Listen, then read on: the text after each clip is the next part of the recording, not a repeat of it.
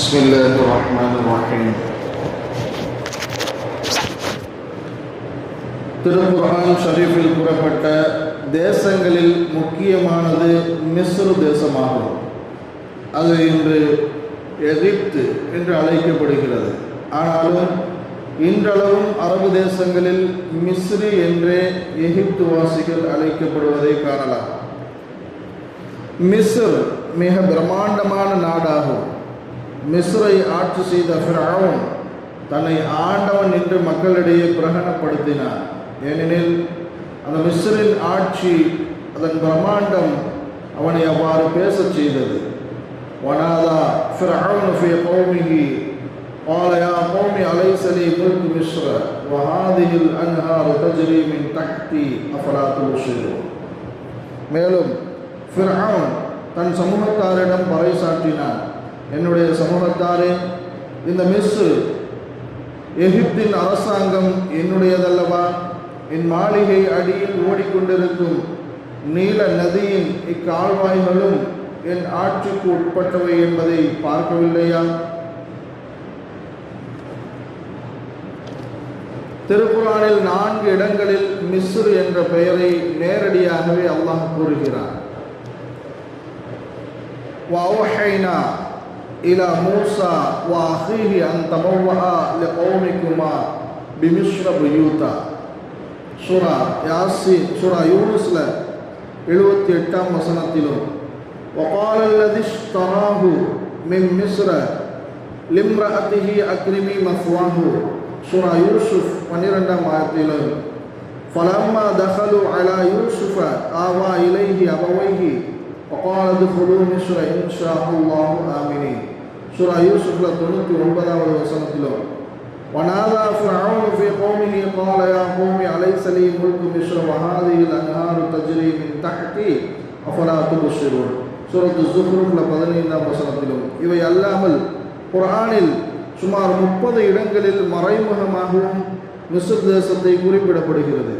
நபி மூசா அலைஹிஸ்ஸலாத்து வஸ்ஸலாம், நபி ஹாரூன் அலைஹிஸ்ஸலாத்து வஸ்ஸலாம், நபி யூஷா அலைஹிஸ்ஸலாத்து வஸ்ஸலாம், நபி அய்யூப் அலைஹிஸ்ஸலாத்து வஸ்ஸலாம் போன்றோர் பிறந்து வளர்ந்த பூமி மிஸ்ராகும்.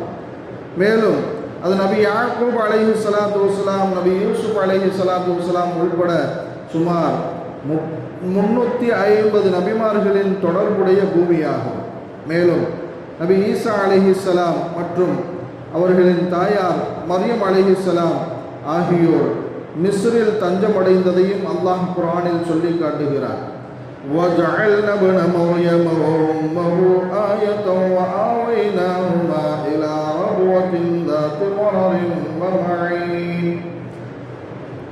மேலும் மரியமுடைய மகனையும் அவருடைய தாயாரையும் ஒரு அத்தாட்சியாக்கினோம். அன்றியும் அவ்விருவருக்கும் வசதியான நீரூற்றுகள் நிரம்பியதும் தங்குவதற்கு வசதியும் உள்ளதுமான மேட்டுப்பாங்கான நல்லிடத்தை கொடுத்தோம். இந்த வசனத்தில் குறிப்பிடப்படுகிற ரபுவத்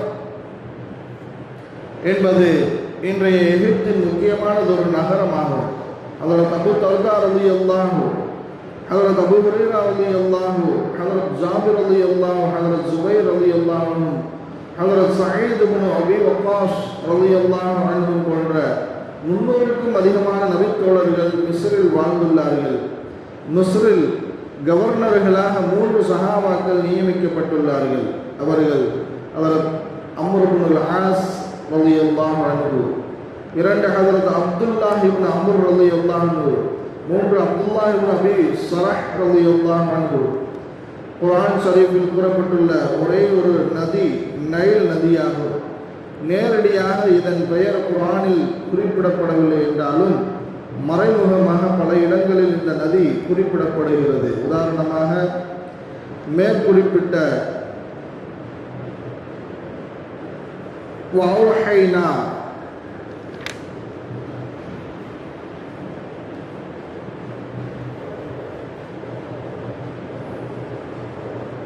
إلى أم موسى أن أرضعيه فإذا خفت عليه فألقيه في اليم ولا تخافي ولا تحزني إنا رادوه إليك وجاعلوه من المرسلين. நாம் மூசாவின் தாயாருக்கு அவருக்கு உன் குழந்தைக்கு பால் ஊட்டுவாயாக. அவர் மீது ஏதும் ஆபத்து வரும் என்று நீ பயப்படுவியானால் அவரை ஆற்றில் எறிந்துவிடு. அப்பால் அவருக்காக நீ பயப்படவும் வேண்டாம், துக்கப்படவும் வேண்டாம். நிச்சயமாக நாம் அவரை உன்னிடம் மீள வைப்போம், இன்னும் அவரை நம் தூதர்களில் ஒருவராக்கி வைப்போம் என்று வகி அறிவித்தோம். فأوحينا إلى موسى أن اضرب بعصاك البحر فانفلق فكان كل فرق كالطود العظيم. உன் கைத்தடியினால் இந்த கடலை நீர் அடியும் என்று மூசாவுக்கு வகி அறிவித்தோம். அவ்வாறு அடித்ததும் கடல் பிளந்தது. அவ்வாறு கடல் பிளந்ததும் விளவுண்ட ஒவ்வொரு பகுதியும் பெரும் மலை போன்று ஆகிவிட்டது. 26வது சூரா 63வது வசனத்தில் சொல்லி காண்பிக்கின்றார். கலிஃபா உமர் ரலியல்லாஹு அன்ஹு அவர்களது ஆட்சி காலத்தில் பஞ்சத்தின் காரணமாக நைல் நதி வறண்டு போனது. முன்பு இது போன்ற பஞ்ச காலத்தில் ஒரு இளம் பெண்ணை அலங்கரித்து அதற்கு நரபலி கொடுப்பது அங்கிருந்த மக்களின் வழக்கம். அந்த மூட பழக்கத்தை ஒழிக்க முடிவு செய்தார்கள் கலிஃபா உமர் ரலியல்லாஹு அன்ஹு அவர்கள். எனவே நைல் நதிக்கு ஒரு கடிதம் எழுதினார்கள். அதில்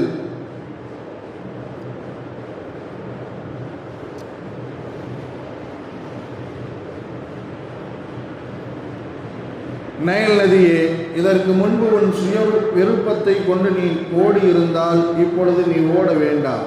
அல்லாஹ்வின் கட்டளையை கொண்டு நீ ஓடியிருந்தால் நான் அல்லாஹ்விடத்தில் முறையிடுகிறேன், அவன் உன்னை ஓட வைப்பான் என்றெழுதி அந்த நைல் நதியில் போடச் செய்தார்கள். அதன் பின்னர் அது பெருக்கெடுத்து ஓடியது. இன்று வரை அது வற்றியதாக வரலாறு இல்லை. மேலும் மிஸ்ர் தேசம் ஏராளமான வணக்கசாலிகளும் ஆன்மீகவாதிகளும் பற்றற்ற தன்மையுடையவர்களும் ஞானிகளும் சூஃபிகளும் வாழ்ந்த புண்ணிய பூமியாகும். மார்க்க சட்டமேதை இமாம் ஷாஃபிஈ ரஹ்மத்துல்லாஹி அலைஹி, ஹதீஸ் கலை வல்லுநர் இமாம் தஹாவி ரஹ்மத்துல்லாஹி அலைஹி போன்ற பெரும் இமாம்களின் அடக்கஸ்தலங்களும் அங்குதான் உள்ளது. மேலும் இஸ்லாத்தை ஏற்றதால் ஃபிர்அவுனின் அவையில் கொடூரமாக கொலை செய்யப்பட்ட மாஷிதா அவர்களின் மன்னரையும் அங்குதான் உள்ளது.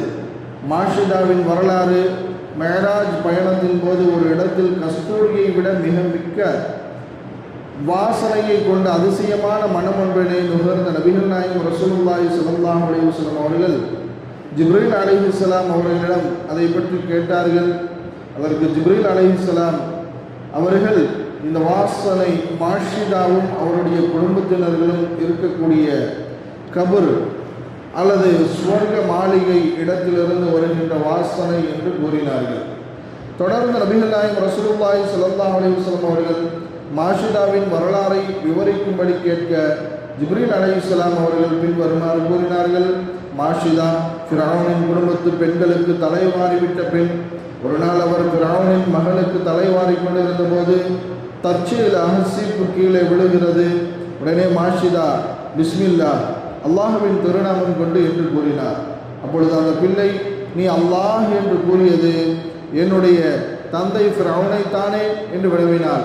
அதற்கு மாஷிதா, இல்லை, என்னையும் உன் தந்தையையும் படைத்து பரிபாலிக்கும் இறைவன் அல்லாஹ்வை என்று கூறினார். மாஷிதா வணக்கத்திற்குரிய நாயனாக அல்லாஹ்வையும் இறை தூதராக நபி மூசா அலைஹிஸ்ஸலாம் அவர்களையும் ஈமான் கொண்டு அதை மனதில் மறைத்து வைத்திருந்த பெண் ஆவார். உடனே அந்த பிள்ளை போய் தன் தந்தை ஃபிர்அவுனிடம் குற்றம் சொல்ல அவன் மாஷிதாவை சபைக்கு அழைத்து முழு விஷயத்தையும் வினவினான். ஃபிர்அவுன் கேட்டான், என்னை தவிர உனக்கு வேறு யாரும் கடவுள் உண்டோ என்று. அதற்கு மாஷிதா, ஆம், நிச்சயமாக என்னையும் உன்னையும் படைத்து பரிபாலிக்கும் அந்த அல்லாஹ் தான் என் இறைவன் என்றார் உறுதியோடு. கோபம் கண்ட ஃபிர்அவுன் நெருப்பை மூட்டி செம்பாலான பெரும் பாத்திரத்தில் எண்ணெயை கொதிக்க வைத்து மாஷிதாவுடைய கணவனிலிருந்து ஆரம்பித்து ஒவ்வொரு பிள்ளைகளாக நெருப்பில் எரிந்து கொண்டிருந்த அந்த எண்ணெய் பாத்திரத்தில் எரிந்தார். ஆனால் மாஷிதா மனம் தளரவும் இல்லை, அவருடைய ஈமானில் சற்றேனும் உறுதி குறையவும் இல்லை. கடைசியாக ஃபிர்அவுன் மாஷிதாவையும் அவருடைய மார்பில் பால் குடித்து கொண்டிருந்த கை குழந்தையையும் தூக்கி எறியும்படி கூறினான். அப்போது மாஷிதா, எனது கடைசி ஆசை ஒன்று இருக்கிறது என்று கூறினார். ஃபிரௌன் என்ன சொல் என்று கேட்டான். மாஷிதா, என்னையும் என் கை குழந்தையையும் எண்ணெயில் தூக்கி எறிந்த பின் கடைசியாக எனது எலும்புகள் எதுவெல்லாம் மிச்சமாகுமோ அவற்றையெல்லாம் ஒன்றாக ஒரு புடவையினுள் சுற்றி ஒரே கபரில் அடக்கம் செய்ய வேண்டும் என்று கொடிய ஃபிரௌன் மாஷிதாவுடைய வேண்டுகோளுக்கு இணக்கம் தெரிவித்தார். அப்போது மாஷிதா தன் மார்பில் பால் குடித்துக் கொண்டிருந்த கை குழந்தையை பார்த்து, ஒரு பாவமும் அறியாத இந்த பிஞ்சும் சேர்த்து எண்ணெயில் கருகப் போகிறது என்று தயங்கினார். அப்போது அல்லாஹ் அந்த குழந்தைக்கு பேசும் சக்தியை கொடுத்தான். அக்குழந்தை, கவலைப்படாதே தாயே, நீ சத்தியத்தில் இருக்கிறாய், பொறுமை கொண்டு முன்னேறிச் செல், மறுமையுடைய வேதனைகளும் தண்டனைகளும் இதைவிடக்கூடியது என்று ஆறுதல் கூறியது. கடைசியில் மாஷிதாவும் அவரது கை குழந்தையுடன் எண்ணெய் பாத்திரத்தில் எறியப்பட்டார்கள். வல்லவன் அல்லாஹ் மாஷிதாவையும் அவருடைய குடும்பத்தையும் பொருந்தி கொண்டு வாக்களித்த உயர்ந்த சொர்க்கத்தை அளித்துவிட்டார். மேலும் அன்னை ஹாஜரா அலைஹிஸ்ஸலாம் அவர்களின் சொந்த நாடும் மிஸ்ர் தான். நபிகள் நாயகம் ரசூலுல்லாஹி ஸல்லல்லாஹு அலைஹி வஸல்லம் அவர்களின் பரிசுத்த துணைவியார் அன்னை மாரியத்துல் கிப்ரியா ரலியல்லாஹு அன்ஹா அவர்களின் நாடும் மிஸ்ர் தான். மேலும் பெருமானார் ரசூலுல்லாஹி ஸல்லல்லாஹு அலைஹி வஸல்லம் அவர்கள் கூறினார்கள், எகிப்து தேசம் உங்கள் ஆளுமையின் கீழ் வரும், அதனை நீங்கள் வெற்றி கொள்வீர்கள். அதனை வெற்றி கொண்டால் அந்த மக்களோடு நல்ல முறையில் நடந்து கொள்ளுங்கள், அவர்களோடு நமக்கு பொறுப்பும் உறவும் இருக்கிறது.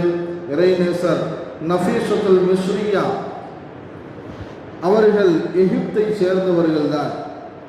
இவர்கள் இமாம் ஷாஃபி ரஹ்மத்துல்லாஹி அலைஹி அவர்களின் காலகட்டத்தில் எகிப்தில் குர்ஆன் ஹதீஸுடைய ஞானத்தில் மிக சிறந்த மேதையாக விளங்கியவர்கள். உடல்நிலை மோசமான அவர்களது கடைசி காலகட்டத்திலும் ரமலான் நோன்புகளை முழுமையாக நோற்றார்கள்.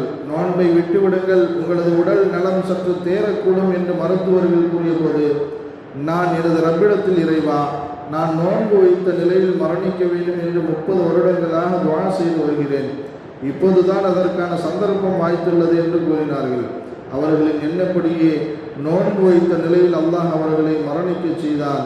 மிகப்பெரிய மார்க்க சட்ட வல்லுநர் அல்லாமா இப்னு ஹஜர் ரஹ்மத்துல்லாஹி ஹஜர் அஸ்கலானி ரஹ்மத்துல்லாஹி, இமாம் ஜலாலுத்தீன் அல் மஹல்லி ரஹ்மத்துல்லாஹி அலைஹி போன்றோர் எகிப்தை சார்ந்தவர்களே.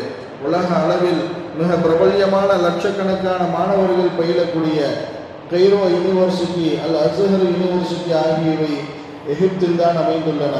அங்கு அடங்கியுள்ள நல்லடியார்களை ஜியாரத் செய்யும் பாக்கியத்தை அல்லாஹ் நமக்கும் தந்தருள்வானாக. அதுபோன்ற பாக்கியமான ஊராக நமது ஊர்களையும் அல்லாஹ் ஆக்கி அருள் புரிவானாக. அல்ஹம்துலில்லாஹி ரப்பில் ஆலமீன்.